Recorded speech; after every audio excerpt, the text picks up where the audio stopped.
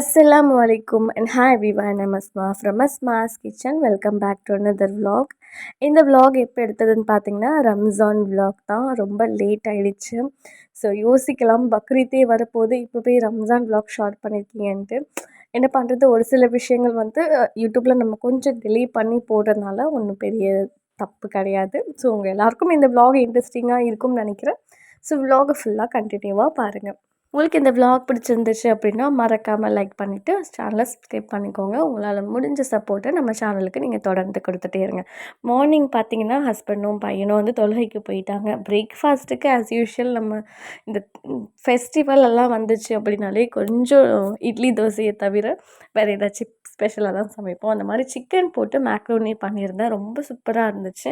And கூடவே வந்து தொழுகைக்கு போயிட்டு வரத்துக்கு முன்னாடியே பாயசம் ஷீர் குருமா ரெடி பண்ணிவிட்டு மீன்வேல் பிரேக்ஃபாஸ்ட்டுக்கு அப்புறம் நான் லன்ச்சுக்கு வந்து ப்ரிப்பேருக்கும் பார்த்துட்டு வச்சிட்டேன். ஸோ இந்த கிஃப்ட்டு பார்த்திங்கன்னா ரம்ஜானுக்கு என்னோடய பொண்ணுக்காக என்னோடய சிஸ்டர் இல்லை என்னோடய நாத்தனார் வந்து கொடுத்துருந்தாங்க. ஸோ அதை தான் ஓப்பன் பண்ணிகிட்ருக்கேன். கிளாத் ரொம்ப சூப்பராக இருந்துச்சு. இந்த ஃப்ராக் டைப்பில் ஸ்லீவ்லெஸ்ஸு நல்லா குட்டியோண்டு சூப்பராக நல்லா க்யூட்டாக இருந்துச்சு. மாஷாஅல்லாஹ். எனக்கு எப்போவுமே இந்த குட்டீஸுங்களோட ட்ரெஸ் எல்லாம் பார்த்திங்கன்னா ரொம்ப கஜ கஜன்ட்டு இல்லாமல் நல்ல சிம்பிளாக சாஃப்டாக நல்ல குவாலிட்டியாக இருந்துச்சுனாலே ரொம்ப பிடிக்கும். ஆக்சுவலி நான் அப்படி போட்டு பழகிட்டதுனால என்னோடய பசங்களுக்கும் நான் அப்படி தான் வந்து பழக்கப்படுத்திகிட்ருக்கேன். ரொம்ப வந்து இந்த மாதிரி ஜமிக்கி ரொம்ப கிராண்டாக ரொம்ப இதுவாக இல்லாமல் குவாலிட்டி நல்லா சாஃப்டாக இருந்தாலே போதும் அப்படின்ட்டு. அண்ட் தென் கம்ஃபர்டபுளாக இருக்கான்னு கூட பார்த்துப்பேன். இதுதான் எங்களுடைய ரம்ஜான் ட்ரெஸ்ஸு.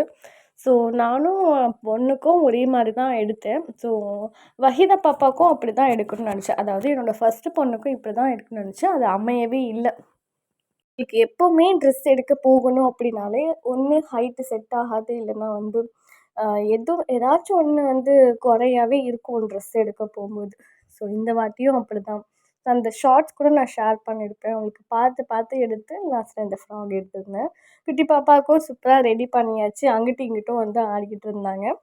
அதுக்கப்புறம் நான் வந்து பிரியாணிக்காக பாத்திரம் வச்சாச்சு. பாத்திரம் இப்போ வச்சுட்டோம்னா எப்போ இறக்குறதுன்னே தெரியாது. கட கட கட கடன்னு பண்ணி கூட டைம் பார்த்திங்கன்னா 3 மணி ஆயிடுச்சு மத்தியானம். ஸோ இதுக்கு நடுவுலயே பார்த்திங்கன்னா என்னோடய அண்ணி, அண்ணா எல்லாருமே வந்திருந்தாங்க. மாஷாஅல்லாஹ் இந்த இயர் தான் பார்த்திங்கன்னா என்னோடய வீட்டில் என்னோடய ஃபேமிலிஸ் எல்லாருமே வந்து இந்த ரம்ஜான் செலப்ரேஷன் பண்ணுறோம்.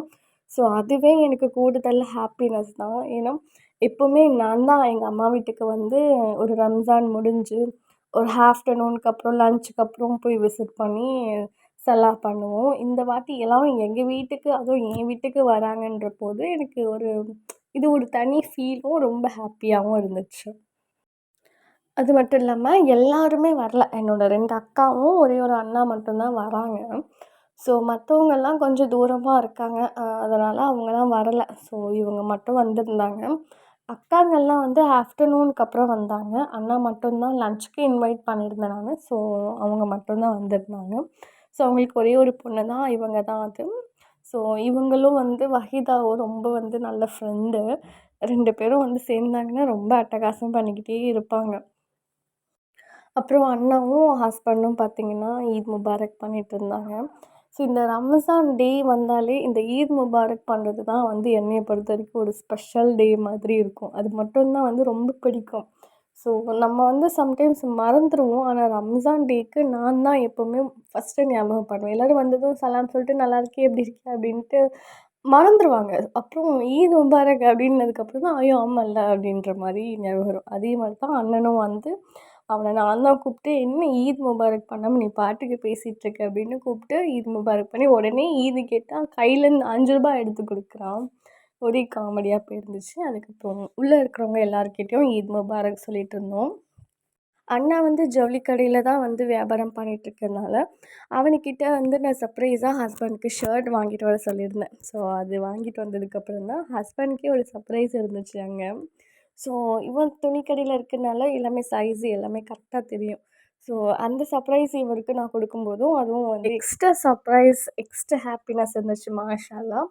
அதுக்கப்புறம் அண்ணியோட ஈத் முபாரக் பண்ணிட்டு இருந்தேன். இந்த பக்கம் பார்த்திங்கன்னா குட்டீஸுங்களும் வந்து ஈத் முபாரக் பண்ணிக்கவே ரொம்ப ஷையாக வைக்கப்பட்டுட்டு இருந்தாங்க.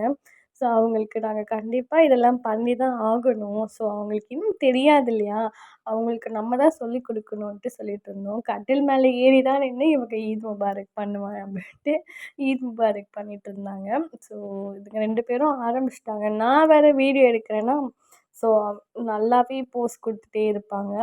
போதும் போதும் அப்படின்ட்டு இவங்கள ஸ்டாப் பண்ணவே முடியல. டிஃப்ரெண்ட்டான போஸஸ் குடுத்துட்டுருந்தாங்க. இதுக்கு நடுவுல நான் வந்து எல்லா லஞ்ச் ஒர்க்கும் பண்ணிட்டேன். லஞ்ச் எல்லாம் நான் வந்து எதையும் கவர் பண்ணல. ஆஸ் யூசுவல் எப்ப பார்த்தாலும் என்னோட சேனல்ல ஒரு சில பேருங்க சொல்லியிருக்காங்க. பிரியாணி இல்லன்னா சாக்லேட் கேக் இது மட்டும் தான் இருக்குன்ட்டு. ஸோ, அதனால நான் இந்த வாட்டி பிரியாணி எதுவும் கவர் பண்ணல. சிக்கன் 65 ரைத்தா, அதுக்கப்புறம் கத்திரிக்காய் பச்சடி எல்லாமே அல்ஹம்துலில்லாஹ் நான் மட்டும் தான் ரெடி பண்ணியிருந்தேன். ஸோ, எல்லாருக்குமே லஞ்ச் கொடுத்ததுல ரொம்ப திருப்தியா இருந்துச்சு அன்னைக்கு டே. அதுக்கப்புறம் லஞ்ச் முடிச்ச கையோடயே வந்து அக்கா வந்துட்டாங்க 2 அக்காவும். ஒரு அக்காவுக்கு இப்ப தான் குழந்த பொறந்து ஒரு 7 டூ 8 மந்த் போய்க்கிட்டுருக்கு. குட்டி பாப்பாவையும் கூட்டிட்டு வந்திருந்தாங்க. ரொம்ப லாங் தான் எங்க வீடு. இருந்தாலும் அவங்க வந்திருக்கிறதே ரொம்ப ஆச்சரியமா, ரொம்ப ஹாப்பியாவும் இருந்துச்சு அல்ஹம்துலில்லாஹ். இன்னொரு சின்ன வருத்தம் அப்படின்னு பார்த்தீங்கன்னா, என் அக்காங்கலாம் வந்ததுக்கப்புறம் ஒரு 1/2 ஹவர் மட்டும் தான் என்னால டைம் ஸ்பெண்ட் பண்ண முடிஞ்சது. அதுக்கப்புறம் பார்த்தீங்கன்னா, எனக்கு என் மாமியார் வீட்டுக்கு விசிட் பண்ற மாரி இருந்துச்சா, ஸோ அதனால அவங்க கிட்ட நான் அவ்வளவா அவைலபிளா இல்லவே இல்ல. ஸோ அந்த டே. அதுக்கப்புறம் நான் அவங்க மாமியார் வீட்டுக்கு போய் வரதுக்கு கொஞ்சம் லேட் ஆயிடுச்சு. இவங்களும் வந்து நைட்டு கிளம்பிட்டாங்க. ஸோ அது மட்டும் தான் ஒரு சின்ன குறையாவே இருந்துச்சு எனக்கு. மத்தபடி அல்ஹம்துலில்லாஹ் ரொம்ப ரொம்ப ரொம்ப சூப்பரா போச்சு அந்த டே. அல்லாஹ் நாடுனனால தான் எனக்கு இந்த டே அமைஞ்சதுன்ட்டு நான் அதோட ஷுக்ர் பண்ணிட்டு, ஸோ எனக்கு இந்த டே ரொம்ப ரொம்ப சூப்பரா போச்சு. மறுநாள் பார்த்தீங்கன்னா, இத விட ஒரு பெரிய சம்பவம். ஹஸ்பண்ட் கிட்ட போய் ஈது கேட்கும்போது, அ அவங்க பேக்ல இருக்கிற சில்லறலாம் எடுத்து குடுத்துட்டு ஃபன் பண்ணிட்டு இருந்தோம். ஸோ எல்லாருக்கும் ரூ. 5 ரூ. 10 அப்படின்னு குடுத்துட்டு இருந்தாங்க. மாஷாஅல்லாஹ் எங்களுக்கு ஈது இப்படி தான் போச்சு. உங்க எல்லாருக்கும் பிடிச்சிருக்கும்னு நெனைக்கிறேன். பிடிச்சிருந்தா மறக்காம லைக் பண்ணிக்கோங்க. இன்ஷா அல்லாஹ் நான் பக்ரீத் vlog ஆச்சு உடனே அப்லோட் பண்றதுக்கு ட்ரை பண்றேன். Thank you. Bye bye.